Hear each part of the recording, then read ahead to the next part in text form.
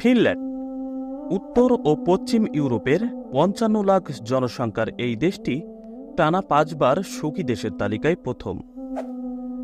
ঘন সবুজ অরণ্য বেষ্টিত এই দেশের প্রাকৃতিক বনভূমিকে সবুজ সোনা বলা হয়। স্বাধীনতা, দুর্নীতি, অপরাধ, দূষণ, স্বাস্থ্য, নিরাপত্তা নিয়ে কোনো সমস্যা নেই। ১ থেকে ১৬ বছর বিনামূল্যে শিক্ষা প্রদান করা হয়। এত সুযোগ সুবিধা থাকার পরও আত্মহত্যার তালিকায় দেশটি ২১তম। জীবনের লক্ষ্য, উদ্দেশ্য সবই যখন সহজেই পেয়ে যাচ্ছে, তাহলে মানুষ আত্মহত্যা করছে কেন?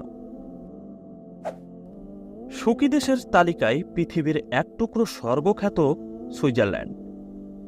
ঘড়ি, ট্রেন আর চকলেটের জন্য বিশ্বজোড়া খ্যাতি রয়েছে সুইসদের। ইউরোপের গতিময় চোখ ধাঁধানো ফুটবলেও অগ্রগামী পথিক। অর্থনীতি, সংস্কৃতি আর প্রাকৃতিক সৌন্দর্যের লীলাভূমি সুইজারল্যান্ড। সুইস সরকার আত্মহত্যার সরকারি অনুমোদন দিয়েছে। সার্কো নামক কফিন, যেই কফিনে একবার শুয়ে পড়লেই শেষ। প্রথম বছরেই ১৩০০ জনের সফল মৃত্যু। ডিগনিটাস সংস্থায় আত্মহত্যার জন্য $২০০ দিয়ে সদস্য হতে হয়।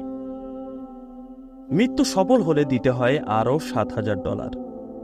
খাদ্য, বস্ত্র, বাসস্থান, শিক্ষা, চিকিৎসা, গাড়ি, বাড়ি, নারী সবকিছুই থাকার পরেও কেন এত মৃত্যুর আয়োজন? অপরদিকে সবচেয়ে অসুখী দেশ আফগানিস্তান। ইংরেজদের সূর্য যখন ডোবে না, মানে সারা দুনিয়াব্যাপী যখন তাদের সাম্রাজ্য, তারা তিনবার আফগানিস্তান আক্রমণ করে। প্রতিবারই ইংরেজরা শোচনীয়ভাবে হেরে যায়। আফগানিস্তান দখল করতে এসে ১০ বছর শেষে সোভিয়েত ইউনিয়ন নিজেই ভেঙে যায়। ২০ বছর যুদ্ধ করে $১ ট্রিলিয়ন খরচ করে আমেরিকা রিক্ত হস্তে ফিরে যায়। একজন আফগান যোদ্ধার কাছে জিজ্ঞাসা করা হলো, দেশ তো স্বাধীন হলো, আপনার অনুভূতি কি? মাটির দিকে তাকিয়ে তিনি উত্তর দিলেন, আলহামদুলিল্লাহ। অথচ তার পরিবারের ২২ জন সদস্য শহীদ হয়েছে।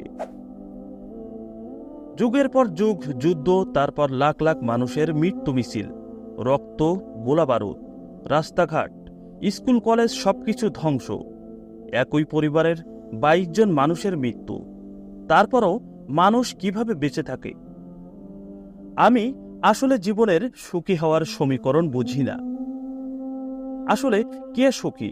বাড়ি, গাড়ি, বিশ্ববিদ্যালয়ের উচ্চতার ডিগ্রি থাকার পরও জেনেভার রাস্তা দিয়ে গুটি গুটি পায়ে $৭,০০০ পকেটে নিয়ে সার্কোতে আত্মহত্যা করতে যাওয়া যুবক, নাকি ২০ বছর যুদ্ধ করে পরিবারের ২২ জন হারানো যোদ্ধা?